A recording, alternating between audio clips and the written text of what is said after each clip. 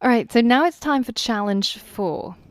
And what I want you to do inside Atom is I want you to create a new folder inside the Views folder. So click on View and hold down Shift A, and you should be able to create a new folder that we're going to call Partials.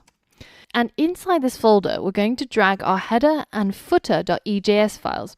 So we're going to put it inside here. So now we have our main web pages, and then we have our partials, so partially complete HTML files, inside a folder called partials. Now, out there in the wild, when you come across Node, Express, EJS apps, this is usually the structure that you will see.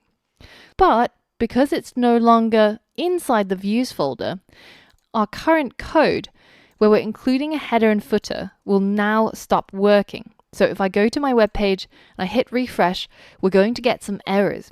And it's telling us that it could not find the include file, which is called header. And it points to you the line where there's an error. To complete this challenge, try and fix your code so that your header and footer partials still get applied and we get the same result as we saw previously with our nav bar and with our footer. Pause the video now and see if you can fix the code. All right, so this is my first hint for you. The string that we put inside here, that's called header, used to work.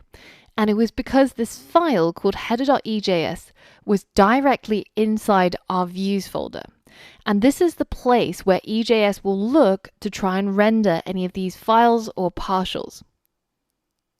So now that this header file has moved into a subfolder called partials, can you fix this part of the code so that it works again and we stop getting errors when we try to load up our web page?